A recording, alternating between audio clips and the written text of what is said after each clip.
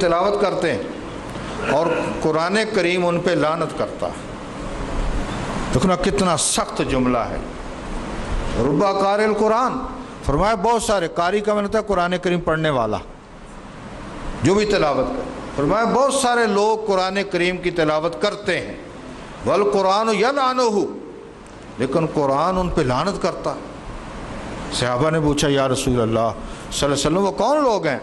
تو آپ نے فرمایا کہ جو قرآن کی تلاوت کریں پڑھیں لیکن حلال و حرام کا پیمانہ ان کا اپنا ہو،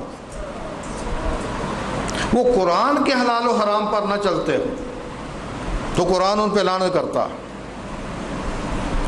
قرآن مجید میں جہاں ہم یہ پڑھتے ہیں کہ حضور علیہ السلام کو اللہ نے مقام شفاعت دے رکھا ہے اور وہ بھی ہماری ہی بگڑی بنانے کے لیے ہے، اس میں اللہ کا کیا فائدہ؟ وہ بھی تو ہمارے ہی فائدے کے لیے ہے۔ جہاں ہم یہ پڑھتے ہیں کہ حضور کا مقام شفاعت، وہاں قرآن مجید کی وہ آیت مبارکہ بھی ہمیں پڑھنی چاہیے جو 19ویں پارے سورہ فرقان 19واں پارہ کا پہلا رکوع جو ہے اس میں ہے، وقال رسول یا رب ان قوم اتخذوا ھذا القرآن مہجورا۔ آپ قیامت کے روز اٹھ کر جن لوگوں نے قرآن پر عمل نہیں کیا، جن لوگوں نے قرآن کی تعلیمات کا مذاق اڑایا، آپ ان کی شفاعت نہیں بلکہ ان کے خلاف مقدمہ لڑیں گے اور آپ کہیں گے یا اللہ یہ وہ لوگ ہیں جنہوں نے تیرے قرآن کو تماشا بنایا۔ حضور کا یہ بھی ارشاد ملتا ہے، آپ بخاری کا باب التوحید پڑھیں تو اس میں بار بار سجدوں سے حضور اللہ کو راضی کریں گے، سجدے کریں گے۔ یہ بھی امت کو تعلیم دی۔ میرا مطالعہ کہتا ہے، آپ بھی مانیں گے کہ حضور کی ولادت سے آپ شروع ہو جائیں اور دخول جنت تک آپ پڑھیں، سرور عالم اللہ کی بارگاہ میں سجدہ فرمانے والے ہیں۔ بس میں کہا کرتا ہوں کہ اگر میلاد منانے والوں تمہیں اگر پتہ ہو تو میلاد کا پہلا سبق یہ ہے کہ بندہ رب کریم کی بارگاہ میں جھک جائے، کیونکہ حضور نے پیدا ہوتے ہی سجدہ کیا۔ ہمارے پاس سب کچھ ہے، سجدہ نہیں، تکبر ہے۔ آپ میدان حشر میں پڑھیں، ہمارے کریم آقا صلی اللہ علیہ وسلم سجدہ کریں گے رب کو منانے کے لیے۔ جب رب کریم حالت غضب میں ہوگا اور کوئی نبی بھی وہاں بولنے کی جرت نہیں کرے گا، وہاں حضور سجدہ ریز ہو کر اللہ سے دعا کریں گے یا اللہ مہربانی کر ان کا حساب و کتاب شروع فرما۔ تو رب کریم کی شانیں دیکھو، عظمتیں دیکھو۔ حالانکہ جو اس اصول دیا گیا وہ یہ ہے جتنا سجدہ لمبا کر کے دعائیں کریں نا آپ، اتنا اللہ کی بارگاہ میں قبول ہے۔ مثلا آج کل آپ تراویح پڑھتے ہیں، سجدوں میں دعا بھی کر سکتے ہیں، نوافل میں سجدوں کی دعا زیادہ قبول ہے۔ ہم سجدوں کی دعاؤں سے آگاہ نہیں رہے۔ ایک چھوٹی سی دعا اگر آپ یاد کر لیں، یا مقلب القلوب ثبت قلبی علی دینک، یہ حضور کے سجدے کی دعا ہے۔ اے دلوں کو پھیرنے والے، میرے دل کو اپنے دین پر قائم رکھنا، یہ حضور کی دعا ہے۔ یا مقلب القلوب، اے دلوں کو پھیرنے والے، ثبت قلبی علی دینک، میرے دل کو اپنے دین پر قائم اور دائم فرما دے۔ یہ یاد کریں۔ اور سجدوں کی دعا یہ ربنا آتنا فی الدنیا پڑھ سکتے ہیں، کوئی دعا، وہ دعا یاد کرو جو لیلۃ القدر کے موقع پر سیدہ کو سکھائی حضور نے، اللہم انک عفو تحب العفو فاعف عنی، وہ یاد کرو، وہ سجدوں میں پڑھا کرو۔ جب بھی آپ نفل پڑھتے ہیں، سنتیں پڑھتے ہیں، تو سجدوں میں جہاں آپ 2-4 دفعہ سبحان ربی الاعلیٰ کہتے ہیں، وہاں کوئی نہ کوئی یہ دعا اصول ہے کہ سجدوں کی دعا اللہ زیادہ قبول فرماتا، لیکن وہاں پر اللہ کریم ہے، مالک ہے۔ جیسے حضور سجدے کریں گے، بار بار سجدے کریں گے، بار بار سجدے کریں گے، تو اللہ اکبر لفظ ہیں، یا محمد ارفع راسک سل توتا اشفع تشفع، محبوب سجدہ نہ کر، سر اٹھا کے بات کر۔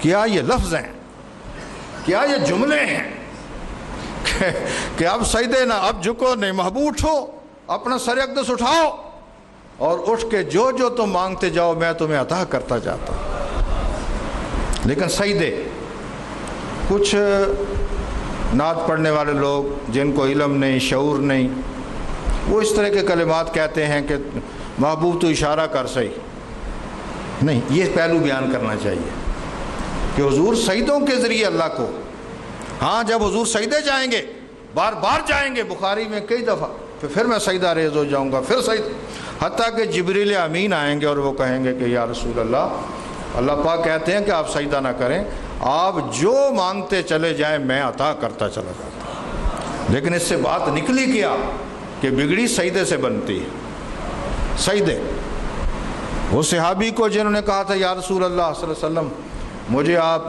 دعا کریں کہ جنت میں اسی جگہ میں پہنچ جاؤں جہاں آپ ہوں گے، میں بھی وضو کراؤں، آپ کو خدمت کروں، تو آپ نے کیا کہا تھا؟ فَعِنِّي عَلَيَّ بِكَثْرَةِ السُّجُودِ، فرمایا اپنے اوپر رب کریم کی بارگاہ میں زیادہ سجدے کرنے لازم کر لیں، تو تکبر ختم ہونا چاہیے، بارگاہ الہی میں انسان جھکتا چلا جائے۔ تو حضور علیہ السلام کہتے ہیں میں سجدے کر کر کر کر کر کے امت کو نا جہنم سے نکالوں گا۔ اس سے یہاں رک کر یہ بات بھی سمجھ لیں کہ شفاعت کا معنی یہ نہیں ہے کہ میں اور آپ سیدھے جنت چلے جائیں۔ یہ جو قبر کا عذاب ہے، اگر جہنم میں اللہ نے ڈال دیا، اللہ معاف فرمائے، چند سال، تو کیا بنے گا؟ یعنی شفاعت کا ایک معنی یہ بھی ہے کہ جہنم میں لوگ چلے جائیں گے اور وہاں سے حضور شفاعت کر کر کر کر کے لوگوں کو نکالیں گے۔ اور پھر آپ کا یہ جملہ ہے اللہ اکبر، فرمایا میں لوگوں کو نکالوں گا، جہنم سے نکالوں گا، اللہ اکبر، الا من حبسہ القرآن، فرمایا سن لو، میں اسی کو نکالوں گا جس کو قرآن نکالنے کی اجازت دے گا، میں اسی کو نکالوں۔ فرمایا میں جہنم سے شفاعت کروں گا لوگوں کی، لیکن اسی کو نکال کے لاؤں گا جنت میں جس کی قرآن اجازت دے گا، اور اگر قرآن نے اسے روک لیا تو محمد اس کی شفاعت نہیں کرے گا۔ یہ قرآن ہے جو ہمارے پاس، اس کی شکر کرتا ہوں میں کہ اللہ کریم نے اس کی حفاظت کا ذمہ خود لے لیا، پہلی قوموں کی طرح نہیں ہے، ورنہ ہم نے کچھ نے نور والی آیتیں سے نکال دینی تھی، کچھ نے بشریت والی نکال دینی تھی، کچھ نے غیب کے انکار والی نکال دینی تھی، کچھ نے غیب ملنے والوں نکال دینی تھی۔ آپ ذرا مسجدوں میں چکر لگائیں نا، آپ کو پتہ ہوگا مسجدوں میں خاص آیتیں پڑھی جاتی، قرآن کو تقسیم کرتے ہیں، اور قرآن کریم کا جملہ ہے اَفَتُؤْمِنُونَ بِبَعْضِ الْكِتَابِ وَتَكْفُرُونَ بِبَعْضٍ، فرمایا یہ تو یہودیوں کا طریقہ ہے کہ اللہ کی کتاب کی کچھ آیتوں کو ماننا اور کچھ کا انکار کرنا۔ مسلمان کون ہے؟ جو قرآن کی زیر و زبر کو مانے، بلکہ مسلمان کون ہے؟ جو مصطفیٰ کی تشریحات کو مانے۔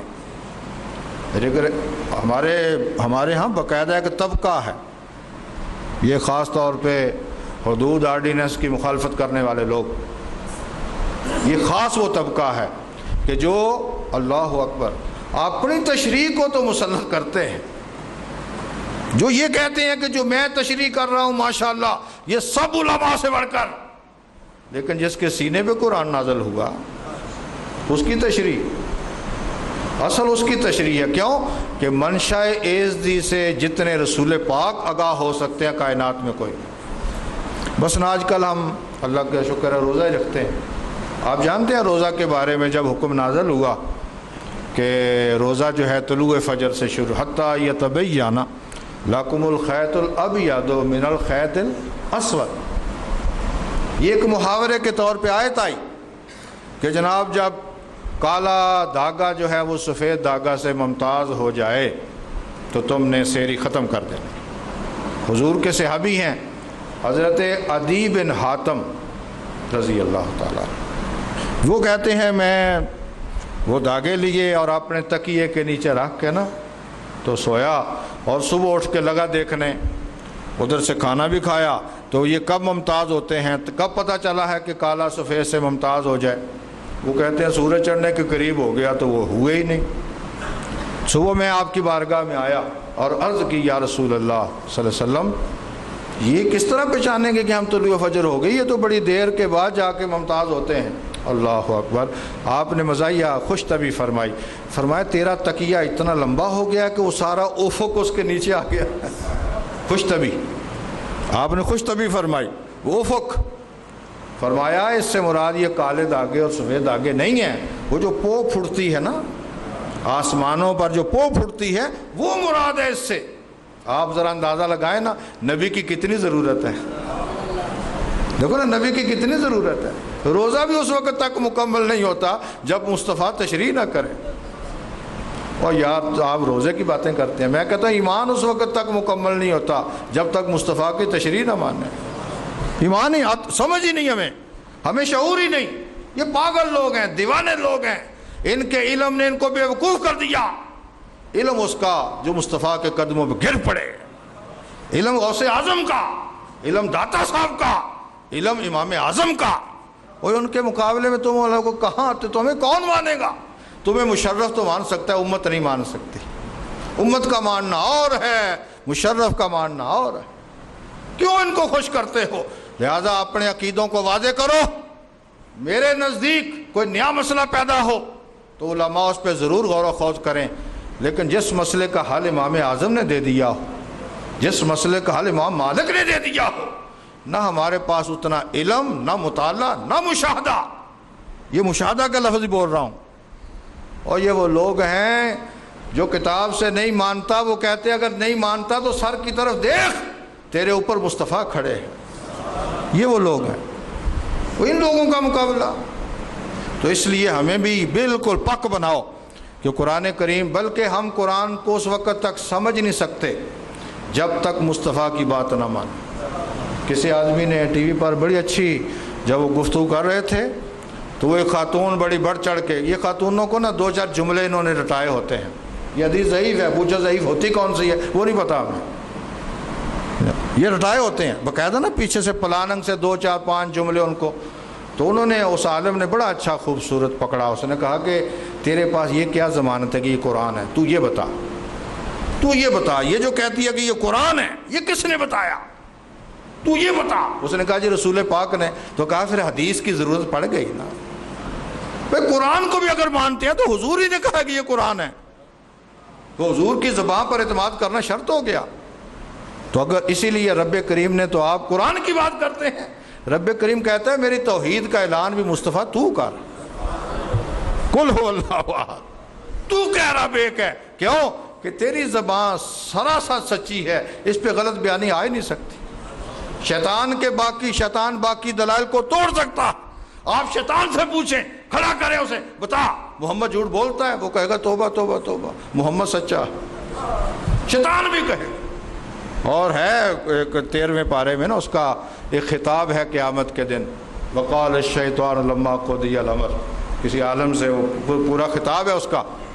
اس نے کہا میں تمہیں الا ان دعوتکم لی فاستجبتم لی، میں تمہیں تھوڑی سی دعوت دیتا تھا تو میری بات کو قبول کر لیتے تھے، آج مجھے بھی ملامت نہ کرو، میں نہ تمہیں ملامت کرتا ہوں، بات وہی ہے جو اللہ اس کے رسول نے سچ کہی۔ تو شیطان بھی مانتا، بلکہ شاید میں نے کسی جمعے پہ آپ سے عرض کیا تھا کہ ابو جہل جیسا بندہ کہ جو آپ کے مشن کا کتنا دشمن ہے، اس کو بھی الگ لوگ الگ کمرے میں پوچھتے تھے کہ بتا کبھی اس نے، یار یہ اس کے ساتھ تو ٹکر لیے بیٹھا ہے، کیا اس نے کبھی اس شخص نے کبھی جھوٹ بولا؟ دیکھو نا، یہ ہوتی ہیں سیرتیں، یہ ہے کردار۔ تو وہ کہتا تھا نہیں جھوٹ نہیں بولا، پھر کہتے مانتا تو کیوں نہیں؟ کہتا وہ نا ہماری چدراہٹ کا